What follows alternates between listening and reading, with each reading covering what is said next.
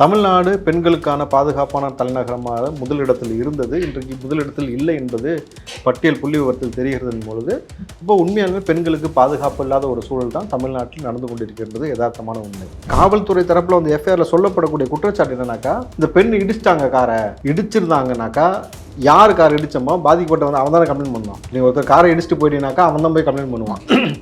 பாதிக்கப்பட்ட நபர் சொன்னானா என் காரை இடிச்சிட்டாங்கன்னு சொன்னானா? அப்படி இருக்கும் பொழுது எப்படி காவல்துறை இந்த கன்க்ளூஷன் வர முடியும்? இந்த கன்க்ளூஷனுக்கு வந்தீங்கன்னா உங்கள்ட்ட சிசிடிவி ஃபுட்டேஜ் இருக்கா? இந்த பெண்கள் அந்த காரை இடிச்சிட்டாங்கிறதுக்கான சிசிடிவி ஃபுட்டேஜ் இருக்கா? ஒரு எதிர்க்கட்சி தலைவர், முன்னாள் முதலமைச்சர்லேருந்து எல்லா கட்சி தலைவர்களும் இதை வந்து கண்டனம் தெரிவிச்சிருக்காங்க. அப்போ எவ்வளோ சென்சிட்டிவான இஷ்யூவாக போகும்பொழுது காவல்துறை எப்படி ஹேண்டில் பண்ணலாம்? நேர தரவுகள் எடுத்து கொண்டு போய் நீங்கள் அரசாங்கம் எடுத்து கொண்டு போய் நேரம் முதலமைச்சர்கிட்ட கொடுத்து இது எப்படி சார் செய்தியாக கொடுக்கலாமா வேணாமா, இல்லை அரெஸ்ட் பண்ண செய்தியை மட்டும் கொடுக்கலாமா, யாருன்றதை சொல்லலாமா சொல்ல வேணாமா, எல்லாத்துக்கும் ஒரு முடிவு கொண்டு வந்துருக்கணும்ல. உங்களால் வந்து இவரை கண்டே பிடிக்க முடியலன்றது கபட நாடகம் தானே. பெண்களை வலைதளங்களில் ஆபாசமாக பேசினால் 10 ஆண்டு சிறை, 10 லட்ச ரூபாய் அபராதம், தமிழ்நாடு அரசு அறிவிப்பு. என்ன பிரயோஜனம்? லைவாக நடக்குது, திரட்டிகிட்டு இருக்கிறான். அண்ணா யூனிவர்சிட்டிலேருந்து இங்கே வரைக்கும் லைவாக போகுது. ஏற்கனவே நம்ம பேசியிருக்கோம், 6 வயசு பெண் பிள்ளைக்கு வந்து எந்தளவுக்கு பாலியல் அத்துமீறல் நடந்துச்சுன்னு பொழுது அப்போது இவர்கள் எல்லோருமே சட்டமாக இருக்கிறது. இப்போது மறுபடியும் 100 போலீஸ் இறக்கியிருக்காங்க. இப்போ நம்ம பேசியிருக்க இந்த தருணத்தில் மறுபடியும் ஊருக்குள்ளே யாருமே போவதற்கு தடை, 100 போலீஸ் வந்து குமிச்சிருக்கிறீங்க பொழுது இது எதை காட்டுது? இது எதை நோக்கி போகுது வழக்கு? என்ன கேட்டால் நீங்கள் விலகிறது சந்தோஷம். ஏன்னா உங்களிடம் வழக்கு இருந்த பொழுது சிசிடிவி வேலை செய்யலைன்னு சொன்னீங்க, மெத்தனமாக இருந்தீர்கள். அந்த அதிகாரிகள் விசாரணைக்கு உள்ளே வந்ததுக்கு பிறகு காவலர்கள் வரைக்கும் சம்மந்தப்பட்டிருக்காங்கன்றாங்க. அவர்கள் விசாரணையில் அடுத்தடுத்து முக்கியமான திருப்பங்கள் கிடைத்திருக்கலாம். இந்த ப்ரெஷரில் நம்ம போய் மாட்டிக்க வேணாம்னு சொல்லி ஒரு வெளியில் வந்திருக்கலாம்.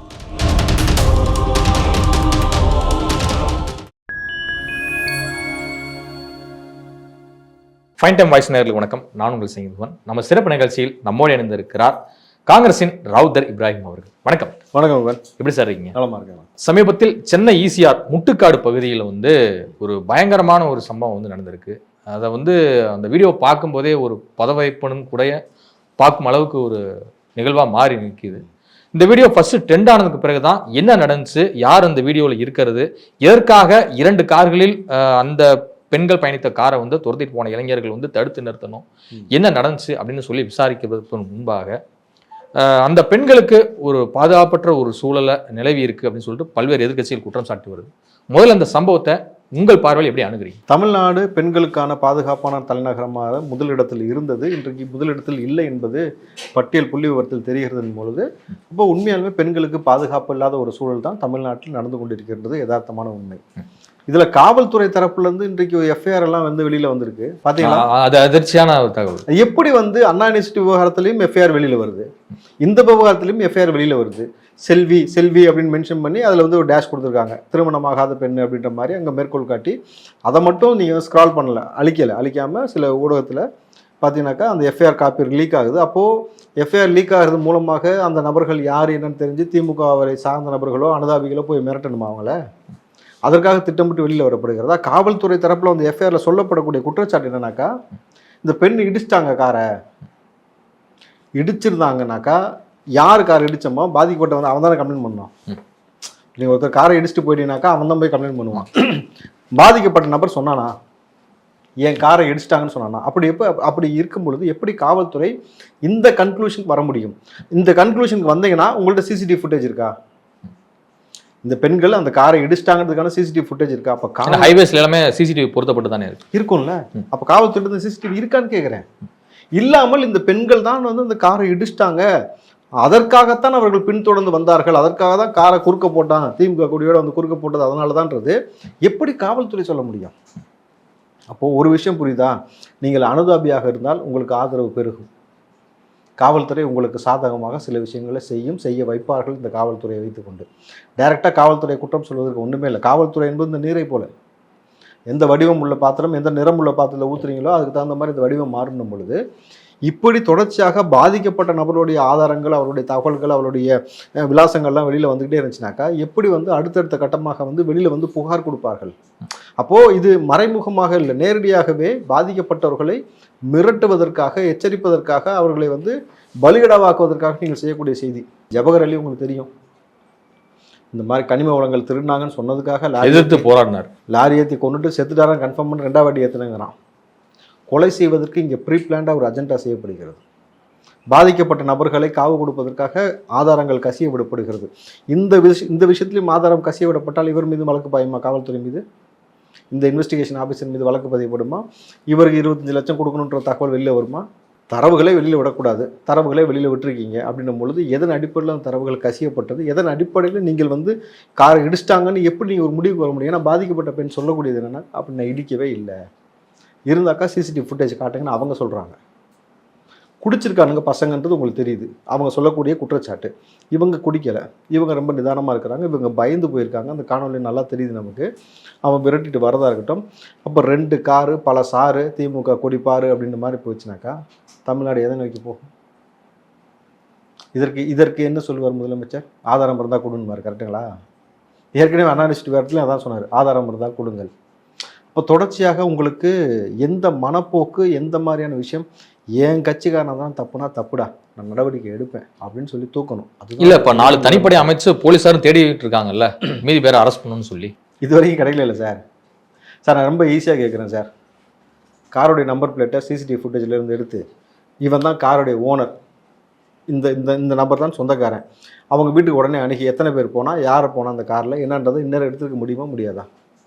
ஏன் எடுக்கலை? இது ஒரு எதிர்க்கட்சி தலைவர், முன்னாள் முதலமைச்சர்லேருந்து எல்லா கட்சி தலைவர்களும் இதை வந்து கண்டனம் தெரிவிச்சிருக்காங்க. அப்போ எவ்வளோ சென்சிட்டிவான இஷ்யூவாக போகும்பொழுது காவல்துறை எப்படி ஹேண்டில் பண்ணணும்?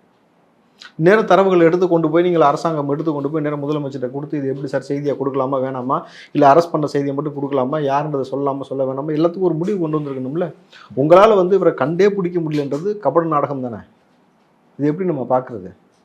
அப்போ யார் வேணால் ஆதரவாளராக அனுதாபியாக இருந்தால் லைசன்ஸ் போல் ஒரு கொடியை வச்சுக்கிட்டு யாரை வேணால் கை வைக்கலாம், யாரை வேணால் தூக்கலாம், யாரை வேணால் மிரட்டலாம்னாக்கா இது என்ன மாதிரி போக்கு?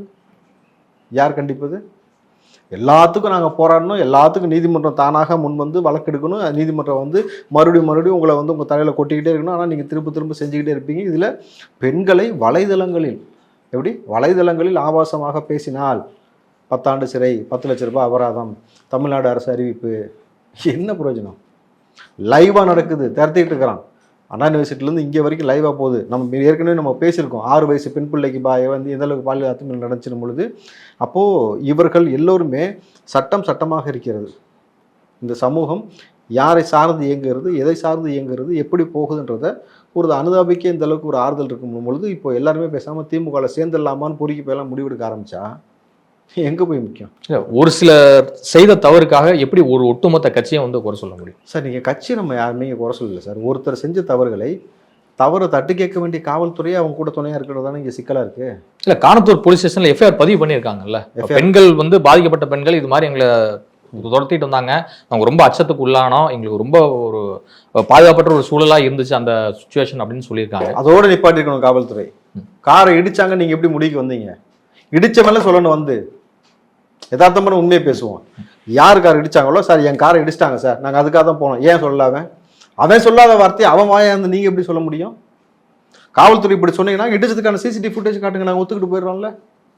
அப்போ பாதிக்கப்பட்ட நபர்களை திரும்ப இதே மாதிரி செய்கிறது யாருக்கான போக்கு, எதுக்கான போக்கு? பேசாமல் நீங்களும் போய் கட்சியில் சேர்ந்துருங்கன்றேன்.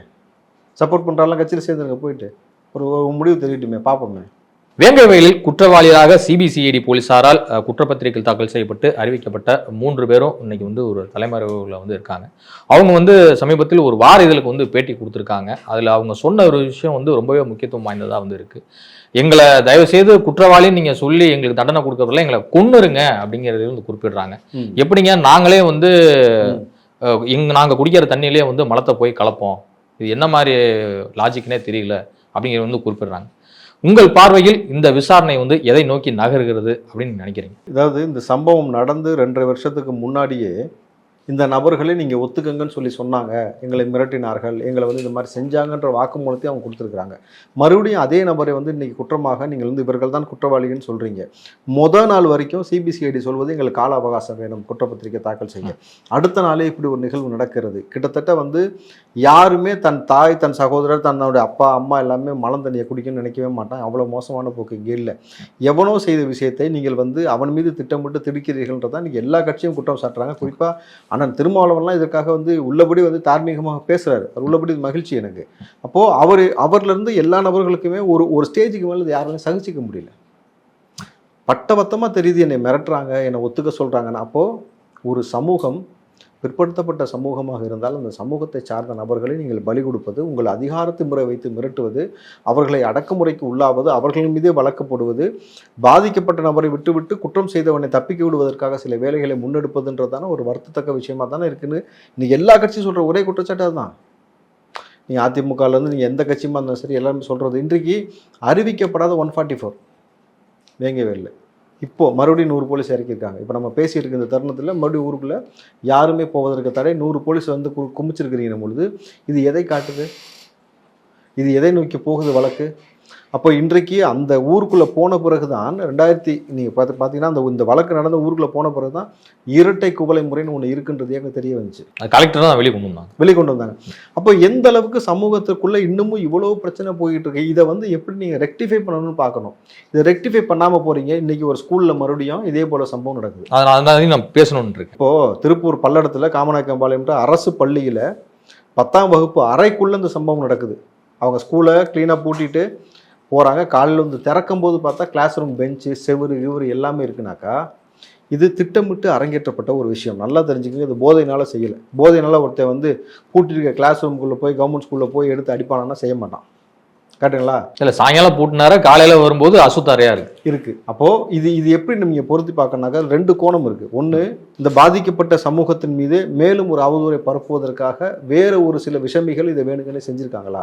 வேங்கவேல் நடந்தது போல் வந்து இந்த மாதிரி சமூகத்தை சார்ந்த நபர்கள் இப்படி செஞ்சுருக்காங்க, இது சென்சிட்டிவ் ஆகணுன்றதுக்காக செஞ்சுருக்காங்களா? இல்லை பாதிக்கப்பட்ட மக்களுக்கு தீர்ப்பு நியாயமான விஷயத்தில் வந்து எந்த விஷயமும் நடக்கலை, பாதிக்கப்பட்ட மக்களே வந்து குற்றவாளியை குற்றம் சாட்டுறாங்களேன்னு சொல்லி அதோடைய அதிருப்தி அதோடைய எதிர்வினையாக இந்த மாதிரி ஒரு விஷயம் நடந்துச்சா அப்படின்றீங்க நம்ம பார்க்க வேண்டியது இருக்குது. இது சப்ஜெக்ட் டு வெரிஃபை, விசாரணைக்கு உட்பட்டது. ஆனால் ஒரு விஷயம் நல்லா புரிஞ்சுக்கணும், எப்படி இந்த மனநிலை வந்து முழுக்க எல்லாமே கவர்மெண்ட் ஸ்கூல்ஸ்லேயே நடக்குது. நல்லா புரிஞ்சுக்கங்களேன். இது ஏன் ப்ரைவேட் செக்டார்ஸில் நடக்கலை? கவர்மெண்ட் ஸ்கூல் நீங்கள் நாங்குநேரில் தங்கதுரை வெட்டப்பட்டதாக இருக்கட்டும், புதுக்கோட்டையில் 8ஆம் வகுப்பு மாணவி குடிக்கிற வாட்டர் கேனில் தண்ணீர் சிறுநீர் கலந்த விஷயமா இருக்கட்டும், இன்றைக்கி இது போன்ற விஷயம் திருப்பூர் பல்லடத்தில் நடக்கிறது. அப்போ எதை நோக்கி நகருது? இந்த விஷயத்திற்கு அன்பில் ஒரு மனித தன்மையற்ற செயலாகவே எல்லாமே இருக்குது. நிச்சயமாக அது என்ன சொல்கிறது, கிட்டத்தட்ட அவன் மனப்போக்கை எதை நோக்கி நகருன்னு தெரியல. மிருகங்கள் இந்த வேலையை செய்யாது சார். மிருகங்களே வந்து குடி தண்ணீரில் போயிட்டு மலத்தை கலந்து, நீங்கள் இயல்பாக பாருங்களேன், எங்கேயாவது குடி தண்ணீரில் போய் மிருகம் மலம் கழிக்குமான்னு பாருங்களேன், செய்யாது. அதுங்களுக்கு தெரியுது இது தண்ணீர், இது நம்ம குடிக்கணும் அப்படின்னு அதுங்களுக்கு தெரியுது. அப்போ இவங்களுக்கு ஏன் தெரியலனாக்கா இந்த மனப்போக்கை எதை நோக்கி நகர்த்தி கொண்டு போய் நிப்பாட்டிருக்கீங்கன்னு தானே ஒரு மோசமான விஷயம். இதை குறித்து அன்பில் மகேஷ் பேசினாரா சார்? ஏற்கனவே அவர் ஆனவனா பொங்குவார், யார் வந்து யார் சீன் போடுறதுன்ட்டு. ஏன் இதை குறித்து அவர் பேசவே இல்லை? 2 முக்கியமான விஷயம். இந்த விஷயம் இந்த பக்கம் போயிட்டுருக்கு. இந்த அண்ணா யூனிவர்சிட்டி விவகாரம் பார்த்தீங்கன்னாக்கா மறுபடியும் அவனுக்கு வந்து தலை சுற்றல், வாந்தி, ஞானசேகரனுக்கு ஏற்கனவே வலுப்பு நோயினாங்க, இப்போ வாந்தி தலைவலின்றாங்க. 4 நாளைக்கு ஒரு டைம் வந்துக்கிட்டே இருக்குமோ ஏதாவது ஒன்று மசக்கையாக இருப்பான்னு நினைக்கிறேன். புரியுதுங்களா? அதனால் வந்து ஹாஸ்பிட்டலில் வாந்தி மயக்க வருது, கூட்டு போய் ஸ்கேன் எக்ஸ்ரே எடுத்து ஃபாலிக் ஆசிட் டேப்லெட்லாம் கொடுத்தா சரியாக நினைக்கிறேன். அப்போது நல்லா யோசிச்சு பாருங்களேன், இங்கே பாதிக்கப்பட்ட ஒரு நபர் அவங்களுடைய தகவல் வெளியில் வருது. அண்ணா யூனிவர்சிட்டியில் ரோட்டுக்கடையில் பிரியாணி விற்கிற ஒருத்தனுக்கு காவல்துறையோட தொடர்பு இருக்கிறது 6 நபர்களோடு. ஊடகவியாளர்கள் சம்மந்தப்பட்டிருக்காங்கன்னு ஒரு அண்மை செய்தி வந்துகிட்டு இருக்குன்னு உறுதிப்படுத்தப்படல. ஒரு நபர் மட்டும் போட்டிருக்காரு, சவுக்கு சங்கர் அவர்கள் அதை பதிவாக போட்டிருக்காரு. அப்போ அடுத்தடுத்த விஷயங்கள் இப்படி போகுது. இந்த பக்கம் பாதிக்கப்பட்ட பெண்ணோட தகவல் வெளியிடுது, இன்னொரு பக்கம் ஸ்கூல்ஸில் வந்து பார்த்தீங்கன்னா தொடர்ச்சியாக இதே போல் சாதிய பாகுபாடு நடக்குது. அந்த ஸ்கூலுக்குள்ளே வந்து மலம் கலக்கப்படுகிறது. வேங்கவேலில் பாதிக்கப்பட்ட நபர்கள் இன்றைக்கி தலைமறைவு, அவர்கள் தான் குற்றவாளின்னு சொல்லி சொல்கிறீங்க. அங்கே அறிவிக்கப்படாத 144. எதுக்கு 144? ஊருக்குள்ள அந்த அந்த மக்களை நீங்கள் காட்டு மிராண்டித்தனமாக நடத்துகிறீர்களா? பக்கத்து ஊருக்காரங்க கூட உள்ள போக முடியல. அப்போ என்ன அர்த்தம்? ஒட்டுமொத்த ஊரையும் மிரட்டுறீங்க தானே அர்த்தம். எந்த ஊர் சார்ந்த நபர் உள்ளே வர முடியாது, எந்த பத்திரிகையும் உள்ளே வர முடியாது, எந்த போலீஸ் எங்களை மாரி உள்ளே வந்துட முடியாது, யாருமே வர முடியாது. நாங்கள் சொல்கிறத உங்கள் பிள்ளைக்கு கன்வே பண்ணி ஒத்துக்க வை, இல்லை நாங்கள் செய்வோம் சொல்கிறதுக்காக மிரட்டப்படுகிறார்களா? இந்த பக்கம் வாங்க. இவன் இரவு நேரத்தில் அந்த காரில் அவன் போனவன் திறத்துட்டு வந்தான்ல, அவன் ஏதாவது கஞ்சா கடத்தினானா? அதை அவங்க பார்த்துட்டாங்களா? இவன் யாராவது பெண்களை பாலியல் வன்புணர்வு செஞ்சது இவங்க பார்த்துட்டாங்களா? அதனால திறத்திட்டு வந்தானா? இல்லை கொலைகளே ஏதாவது செஞ்சானா? அதை பார்த்துட்டாங்களா? அதனால திறத்திட்டு வந்தானா? பல கோணம் இருக்குல்ல. ஆதாரம் வந்து நீங்கள் காரை இடிச்சிட்டாங்கன்னு சொல்கிறீங்க, என்ன நீங்கள் காவல்துறை இடிச்சிட்டாங்க அப்படின்ற மாதிரி நீங்கள் குற்றச்சாட்டு, பாதிக்கப்பட்டவங்க இல்லைன்றீங்க. எங்கள் பாயிண்ட் ஆஃப் வியூவில் ஒருவேளை இந்த மாதிரி காரை இடிச்சதுக்கான ஃபோட்டோவாக வெளியே வந்திருக்கணும்ல. அதைத்தான் சொல்கிறேன். எதுவுமே இல்லை. அப்போ நம்ம பாயிண்ட் ஆஃப் வியூவில் எப்படி தோணும்? அப்போ இவ்வளோ பசங்க சேர்ந்து வரானுங்க, அவங்க முகம் பதிவு இருக்குது, எல்லாமே செய்கிறாங்க, காரை போட்டு மிரட்டானுங்கனாக்கா அப்போ இவன் ஏதோ அதை விட இவர்கள் திறத்திட்டு வந்திருக்காங்கன்னா அப்போ இதை விட ஏதோ ஒரு மோசமான செய்தியை அவர்கள் செஞ்சுருக்கிறது இவங்க பார்த்துருக்கணும். அதுக்காக மிரட்ட வந்திருக்கான்ற மாதிரி போதும் பொழுது திராவிட மாடல். ஸ்டாலின் சொல்கிறாரு, ஸ்டாலின் ஆட்சினே சொல்லியிருப்பேன், ஆனால் திராவிட மாடல் ஆட்சின்னு சொல்கிறேன். சந்தோஷம், நீங்கள் ஸ்டாலின் ஆட்சினே சொல்லுங்கள். தமிழுக்காக தமிழ் செம்மொழி அந்தஸ்து வாங்கி கொடுத்தது திராவிடம், தமிழ்நாடுன்னு பேர் வச்சது திராவிடம். உள்ளபடி நாங்கள் ஒத்துக்கிறோம். அண்ணா செஞ்சார், கலைஞர் செஞ்சார். 3 வருஷமாக நீங்கள் என்ன செஞ்சீங்க? 3 வருஷமாக ஸ்டாலின் என்ன செஞ்சீங்க? காலையில் நீங்கள் போட்ட அந்த உணவு திட்டம் பாராட்ட வேண்டிய திட்டம். அதையும் கொண்டு போய் ப்ரைவேட் செக்டர்ஸில் நீங்கள் கொடுக்குறீங்க. பசங்களுக்கு சோறு போடுறதுனாக்கா அவன் எதை கொடுக்குறான், எதை கலந்து கொடுக்குறான், என்ன நடக்குது எதுவுமே தெரியல. உங்களுக்கு பணம் தான், பணம் லாபம். இந்த நோக்கத்தில் ஒரு அரசாங்கம் நகர்த்துனாக்கா இது பேராபத்து சார். அண்ணா யூனிவர்சிட்டி விவகாரத்தில் எஸ்ஐடி வந்து போட்டிருக்காங்க, அதாவது ஸ்பெஷல் இன்வெஸ்டிகேஷன் டீம் வந்து போட்டிருக்காங்க. அந்த குழுவில் இடம்பெற்றிருந்த டிஎஸ்பி ராகவேந்திர ரவி வந்து இந்த டீம்ல இருந்து நான் விளைவிக்கிறேன் அப்படிங்கிறது வந்து ஒரு முடிவு எடுத்திருக்கிறாரு. இதற்கு என்ன காரணம்? ஏன் இவர் வந்து இந்த மிகப்பெரிய ஒரு கேஸா போயிட்டு இருக்கு, மக்கள் எல்லாருமே உண்மை குற்றவாளிகள் ஞானசேகரனை தாண்டி யார் இருக்கிறாங்க அப்படின்னு சொல்லிட்டு எல்லாம் தெரிஞ்சுக்க ஆவலா இருக்காங்க. ஆனா இந்த நேரத்தில் ஏன் இவர் வந்து இந்த டீம்ல இருந்து விலகுறாரு, ஏன் விலகல் கடிதம் கொடுத்தாரு அப்படிங்கிற கேள்வியை வந்து இவர் பலரையும் உயர்த்த வச்சிருக்கு. இவர் யாரு சார்? இல்ல இவர் என்னவா இருக்காருன்னு கேட்குறேன். டிஎஸ்பி தமிழ்நாடு காவல்துறை இல்லைங்களா? அப்போ அவர் விலகுவது சந்தோஷம் தான் எனக்கு. என்ன கேட்டால் நீங்கள் விலகிறது சந்தோஷம். ஏன்னா உங்களிடம் வழக்கு இருந்த பொழுது சிசிடிவி வேலை செய்யலைன்னு சொன்னீங்க, மெத்தனமாக இருந்தீர்கள். அந்த அதிகாரிகள் விசாரணைக்கு உள்ளே வந்ததுக்கு பிறகு காவலர்கள் வரைக்கும் சம்மந்தப்பட்டிருக்காங்கன்றாங்க. அவர்கள் விசாரணையில் அடுத்தடுத்து முக்கியமான திருப்பங்கள் கிடைத்திருக்கலாம். இந்த ப்ரெஷரில் நம்ம போய் மாட்டிக்க வேணாம்னு சொல்லி ஒரு வெளியில் வந்திருக்கலாம். ஏன்னா நேரடியாக அந்த பெண்களை யாருக்கும் இணங்க சொல்லி போயிருக்காங்கல்ல, அவங்க வாக்குமூலம் கொடுத்துருக்கலாம். இந்த நபர் தான் அந்த சார், இந்த முக்கிய புள்ளியிடம் என்னோட போய் இணங்க சொன்னாங்கன்ட்டு அந்த விஷயம் தெரிஞ்சிருக்கலாம். இவன் யார் கூடலாம் இன்னும் அதிகமான தொடர்பு வச்சுருந்தான்ற ப்ரெஷர் தெரிஞ்சிருக்கலாம். இந்த ப்ரெஷரில் பெரிய பெரிய நபர்கள் பெரும் முதலைகள் வந்து உள்ளே சிக்கியிருக்கலாம். இந்த கூட்டத்தில் நம்ம சிக்கினோம்னாக்கா நம்மளுக்கு வச்சு செஞ்சுருவாங்க. ஏன்னா காவல்துறைக்கு இங்கே பாதுகாப்பு இல்லைன்றது யதார்த்தமான உண்மை. அண்டார்பேட்டில் காவலர்கள் வந்து போதையை போட்டு அடிச்சதாக இருக்கட்டும், பூந்தமல்லி அறுவாலை தூக்கிட்டு வெட்டினதாக இருக்கட்டும், டிஎஸ்பி ஏற்கனவே வந்து டிஎஸ்பி நினைக்கிற சப்ஜெக்ட் வெரிஃபை ஆனால் ஒரு உயர் அதிகாரி தற்கொலை பண்ணிக்கிட்டாங்க இல்லையா? ஸோ அப்படி இருக்கும்பொழுது அவரும் பாவம் மனுஷன் தானே, அவர் என்ன பண்ணுவார்? இந்த ப்ரெஷர்லாம் எனக்கு வேணாண்டா, எனத்தையும் நீங்கள் பண்ணிட்டு போங்கன்ட்டு சொல்லி மேபி அவர் வெளியில் வந்திருக்கலாம். எனக்கு யதார்த்தமான குற்றவாளிகள் சிக்கணும், மக்களுக்கு ஒரு நியாயம் கிடைச்சாக்கா மகிழ்ச்சி தான். தியாகிகளுக்கு கிட்டத்தட்ட அதிகமான முக்கியத்துவம் கொடுக்கக்கூடிய ஒரு ஆட்சியாக இருக்கிறது அப்படின்றதான் வந்து இந்த ஆட்சியை பற்றி சொல்லக்கூடிய விஷயமா இருக்குது. தியாகி யார்? அந்த தியாகின்னு உங்களுக்கு தெரியும். தியாகிகள்னாலே யாருன்னு உங்களுக்கு தெரியும். அந்த இப்போ இர்ஃபான் தியாகியாக மாறி இருக்கிறாரு. அண்ணா யூனிவர்சிட்டி யார்? அந்த சார் தியாகியாக மாறி இருக்காரு. கோர்ட்டு முன்னாடியே வந்து கொலை செய்த நபர்கள் தியாகியாக மாறி இருக்காங்க. கல்லூரியில் கஞ்சா வித்த நபர்கள் தியாகியாக மாறி இருக்காங்க. ஏரியா கவுன்சிலருடைய புருஷங்கள்லாம் தியாகியாக மாறி இருக்காங்க. கள்ளச்சாராயம் விட்டு 68 பேர் தியாகியாக மாறி இருக்காங்க. போதைப் பொருள் கடத்தியவர்கள் தியாகி. ஜாஃபர் சாதிக்னு நாளைக்கு தியாகி லிஸ்ட்டில் வருவார். கனிம வள கொள்ளை தியாகிகள். மணல் திருடும் தியாகிகள். பாலாஜி, செந்தில் பாலாஜி 10 ரூபா வாங்கி எக்ஸ்ட்ரா வாங்கியிருக்காரு, அவர் மிகப்பெரிய தியாகியாக பார்க்கப்படுகிறார். அண்ணாநகர் பெண்ணை துன்புறுத்திய தியாகிகள். காரில் திமுக கொடி கட்டிய பல தியாகிகள். அப்போது தமிழ்நாட்டில் வந்து இவ்வளோ பெரிய தியாகிகள், இவ்வளோ பெரிய அனுதாபிகள்லாம் வந்து தொடர்ச்சியாக உலா வந்து கொண்டிருக்கிறார்கள். ஆனால் இதற்கு காவல்துறை வந்து தியாகிகளுக்கு உரிய முறையில் பாதுகாப்பு கொடுப்பது தானே அரணாக இருக்க முடியும். தியாகிகள்லாம் நம்ம அரணாக நிற்கணும் இல்லையா? நீங்கள் இன்றைக்கி எதுக்காக இதை சொல்கிறேன்னாக்கா, சமீபமாக இப்போ ஒரு பேர் மாற்றம் செய்யப்பட்டிருக்கு, நீங்கள் பார்த்தீங்களா? கோவில்பட்டியில் என்ன சார் இருந்துச்சு? நீங்கள் சொன்னீங்கன்னா தெரியும் தகவல் மக்களுக்கு. பசும்பொன் முத்துராமலிங்க தேவர் தினசரி சந்தையாக இருந்தது, இப்போ வந்து கோவில்பட்டி தினசரி சந்தையாக வந்து நகராட்சி சந்தையாக மாற்றப்பட்டிருக்கு. எதற்காக பசும்பொன் என்ற பேரை எடுத்தீங்க? பசும்பொன் நீங்கள் முத்துராமலிங்க தேவர் எவ்வளோ மிக சமூகத்திற்கு முக்கியமான நபர்னு தெரியும். இன்றைக்கு அவருடைய சிலைக்கு மாலை போடுவதற்கு போட்டி கொண்டு எடுக்கக்கூடிய அரசியல் கட்சியெல்லாம் போகுது. அன்னைக்கு அவரை தூக்கி கொண்டாடுகிறீர்கள். அவருடைய பெயரை வந்து இன்றைக்கி அழிக்கக்கூடிய அவசியம் என்ன இருக்கிறது? அவர் தியாகியா, இவர்கள் தியாகியா? யார் சார் தியாகி? அவர் தானே தியாகி. அப்போ தியாகிகள் பெயரை அழிச்சிட்டாக்கா அடுத்து இவர்கள் பேரை எழுதுறதுக்கு ஏதாவது ஏற்பாடு நடக்குதா? இனி வருங்காலத்தில் வந்து ஞானசேகரன் தியாகி, செந்தில் பாலாஜி தியாகி பஸ் ஸ்டாண்டு, ஞானசேகரன் தியாகி அவருடைய சந்தை, இந்த மாதிரி தான் இருக்குமான்னு எதை நோக்கி நம்ம போகிறோம் பாருங்கள். அப்போது நீங்கள் வரலாற்றில் உள்ளபடி தியாகிகளை மறைச்சிட்டாக்கா எல்லா இடத்துலையும் கலைஞர் பெயர், அடுத்து ஸ்டாலின் பெயர், அடுத்து இன்பநிதி பெயர், இப்படி போயிடுச்சுனாக்கா யார் மண்ணுக்காக, மக்களுக்காக, இனத்திற்காக, மொழிக்காக, நிலத்திற்காக போராடிய நபர்கள் எல்லாமே இங்கே வந்து மறைக்கடிக்கப்படுவாங்கனாக்கா இது என்ன நாடு? தமிழ்நாடு தியாகி நாடுன்னு அடுத்து மாறினாலும் ஆச்சரியப்படுறதுக்கு இல்லைன்னு நினைக்கிறேன். பொறுத்து வந்து பார்க்கணும். கடலூர் மாவட்டத்தில் முந்திரி காடுகள் அதிகம் இருக்கக்கூடிய பகுதிகளில் மலையடிக்குப்பம் அப்படிங்கிற கிராமம் பக்கத்துல வந்து பார்த்தீங்கன்னா ஒரு தொழிற்சாலை வருது. இதற்காக கையகப்படுத்தும் வேலைகள் வந்து நடந்து வருது. முந்திரி காட்டை வந்து பாரம்பரியமாக அவங்க வந்து வச்சுட்டு வராங்க, அதில் முந்திரி விவசாயம் செஞ்சுட்டு வராங்க. அதை வந்து புல்டோசர்லாம் கொண்டு இடிச்சுக்கிற சம்பவங்கள்லாம் வந்து பார்த்தோம்.